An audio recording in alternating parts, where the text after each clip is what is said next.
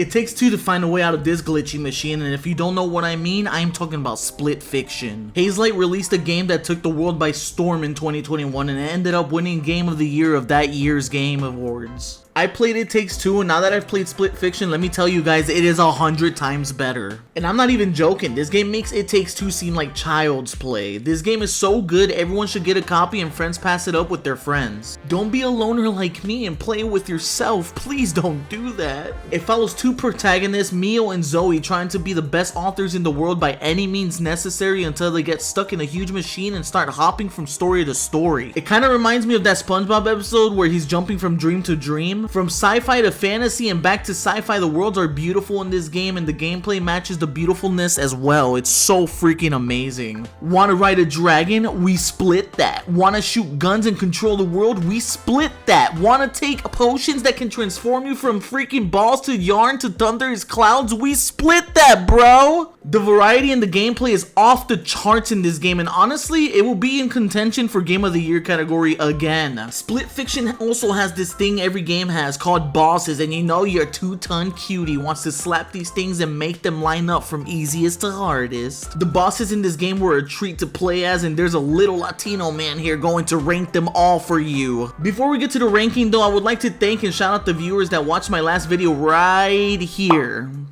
Thank you all so much for the support and watching these videos. It means a lot to me and I wouldn't be doing them without you guys. Please hit that sub button. We are so close to 1,000 subscribers. It would be amazing if we could reach that. If you want a chance to be in the next video, just sub, like, and comment down below. Hashtag SplitFishy. Also, I have a brand new Discord I made for this channel exclusively. I'm very active in social, so join that if you want. Number 20, Giant Duck. This is literally just a huge paper-drawn duck flying around, and if it hits you, it hits you. It has no self-awareness and does not do anything of use but take up your sweet ink. Paper Mario would have a field day here. Number 19, Giant Crab. The first option that was picked running full speed to the forefront just to die very quickly. I don't know if it was because it was picked first, but the crab's health dropped a quarter and the boss's changed midway. Either way, just ball it up and shoot him away. Kobe. Number 18, Demon. An oversized bat with one eye that is very obvious it does not know where the hell it is shooting things at. It just does tricks on it all day by jumping around and shoots tridents that come in a straight line. This boss is too easy.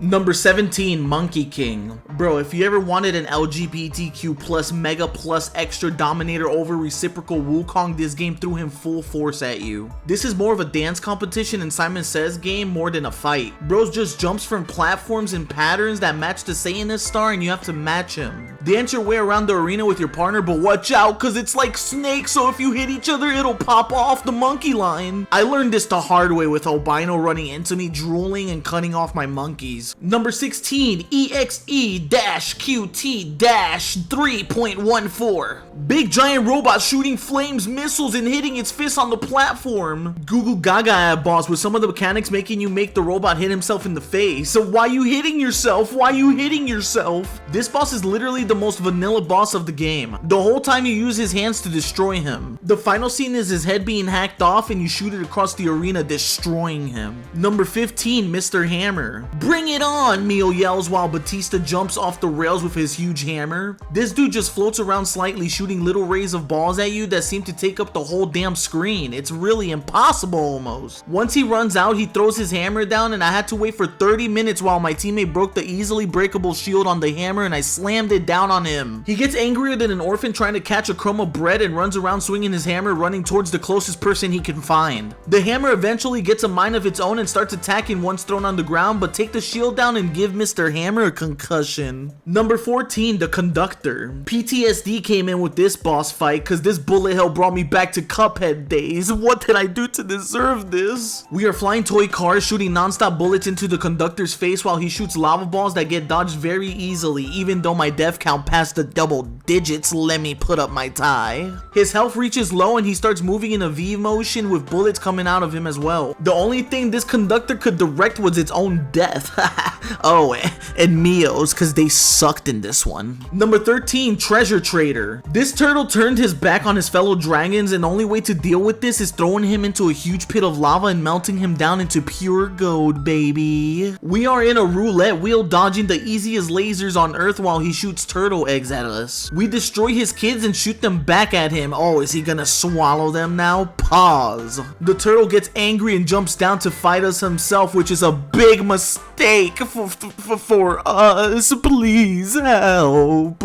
He spins as fast as he can with his 3,000 swords on his back towards you. Dodge him. He gets dizzy. Melt his head armor off and swing your whole body towards him, cracking it little by little. Shouldn't have betrayed us, to be honest. Number 12, Factory Warden. Everyone hates a warden that tries to shove their authority on you, and that only means shoot your Star-Lord automatic pistols into its legs to shatter them and turn him into an amputee. It's a huge mechanical spider hiding its legs when you get too aggressive, but it doesn't work because our aim is just too damn good. He jumps up to make shockwaves and shoots out balloons to try and stop you in your tracks, but where are the monkeys at? Oh look, he gets lifted up by magnets above an acid pool. Who the fuck thought of this plan B? It's terrible. This second phase is dill pickle easy, and you launch each other to shoot the magnets on its back to make him fall into the acid. Should have used a plan B way earlier in his life cycle, just saying. The real Factory Warden wakes up and starts flying around shooting at you. Break his shield and get on top, shoot him in the brain. I'm pretty sure their warden days are over now. Number 11, Pinballzer. Pinball has never been cooler, and while one person controls the panels, another person controls the balls to destroy Pinballzer. The whole level is rolling around using pinball mechanics, shooting extra balls into the machine. That's it, just pinball it up and shoot everything in its face. The platforming and overall feel of this boss is really amazing, and it was one of my favorite bosses. Number 10, Dentist. We are teeth with toothpaste for hair fighting an angry dentist, even though the teeth we are pearly whites. The deranged dentist shoots out a bunch of toothpaste that looks like piles of shit and starts scrubbing the floor with it. Wait, I just noticed, why the fuck does he have 4 arms? That's actually crazy. What's going on here? He shoots out his fake teeth and you ground pound them on his fingers to do massive damage. Eventually through the fight, he starts drilling us and breaking us in half. This is really starting to feel like a trip to the dentist now. I hope my insurance covers this. To finish him off, we do a non-dental procedure on him and drill his throat until he can't take it anymore. Guess he wasn't the throat goat after all. Number 9, SRI Crime Boss. I looked way cooler than my teammate here riding around in a motorcycle shooting at this crime boss. The drifting on them makes this fight insanely crazy. The missiles and gunshots flying at you is basically non-stop. You recharge your motorcycle and shoot at the crime boss non-stop as well. I would have done better if my teammate wasn't a complete anchor running into her body at full freaking speed. First phase is done and it turns into a walking tripod. Holy! Shoot its beautiful green feet while not trying to get kicked in the jaw and driving into fiery lasers to make crime boss drop down like a pile of shit. Ramps appear and you have to drive up them and shoot its cores. Sometimes these 30 feet wide ramps though, you miss them, you know what I mean? Number 8, Dragon Slayer. One of the coolest looking fights in the game. This dude is missing his lower section of his body. Where the hell did it go? It's a skeleton ghost with some heavy medieval armor on though, so maybe his legs couldn't take the weight of the armor. Stop fat rolling, bro. We have dragons that can shoot acid and roll super fast, destroying crystals. While riding our dragons, he has a huge dragon sword. He swings around and shoots ghost waves at us. He drops lines of swords and crystals everywhere, and if you can work together with your partner, you can make this an easy clear of field. Oh great, mechanical spiders come out of him and Albino just stands there cross-eyed, paralyzed from the waist down, not shooting his acid. Once his armor gets melted enough, his booty turns into crystals and you can ram into it, breaking them. We gave this man a pretty nice grave to lay in, not gonna lie. Number 7, Radar. Absolutely the best fight in the game and making Split Fiction a force to be reckoned with in this year's awards, not gonna lie. It starts off simple with us in the machine rolling down and getting to a giant radar, making Tetris pieces fall and destroying the floor. It's okay though, because we get machine guns to go senile on him with. Break his first health bar and he sends you flying into in-between levels where it goes from world to world, and not only that, but the worlds are on the same screen. There are 2 or 3 in-between phase levels you have to get through, and all of them are absolutely beautiful. The best gameplay and visuals I have seen in a very long time in a video game. Second phase, he is in lava with a huge lava sword, but don't worry because we get our own swords as well. He slams the sword on the platform and swings it, and you have to dodge everything he throws at you. He turns into King Trident and a baseball player in space, sending so much shit your way while you're shooting neutral cloud bees at him non-stop. Go through another amazing in-between level and the final phase is here. He uses past enemies and bosses to attack you, and you get plasma rifles to kill him. The final blow is Mortal Kombat-esque with him shrinking down to our size and shooting lasers both sides. We close this final chapter on him. Number 6, Overseer. The game turns into a Metroidvania and one of my favorite parts of the game, and the robot version of Hunchback of Mahardayan comes out. One eye is blue and one eye is red. Split up and shoot him like crazy while dodging an oval Beyblade and avoiding mini rockets and acid balls being spat at you. Damn.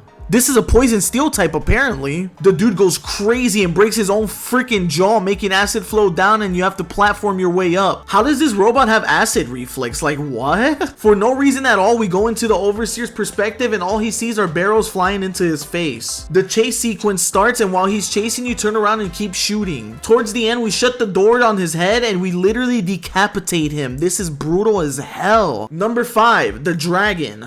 The most beautiful fight, but not the hardest fight with this crystallized dragon. Is this Stardust Dragon? We chase him in a flying dragon scene and we need to burst through walls and dodge the whole world being thrown at us. Well, I dodge everything while Mio puts their lips on everything they see. Oh yeah, by the way, we have legendary swords with us that we looted from the Trader Turtle back then. After the chase scene, we eventually land on his back, and this is where our swords really shine. We break all the crystal acne on the dragon's back and it starts yelling in pain because that shit actually really hurts. Why can this dragon just grow crystal acne whenever it wants? That's just weird. After popping a few of the crystal balls with the swords, the less cool red dragon rips his eye out and both dragons help reveal his weak spot on his neck. All 4 work together. This dragon blows up into smithereens. Number 4, Hydra. This is all started because Zoe is a bitch and she killed her little sister. Yes, it's her fault. We all know Hydras can't be killed, but in this fatality, we literally chop all their heads off with strings. Strings are so necessary for like floss and like guitars.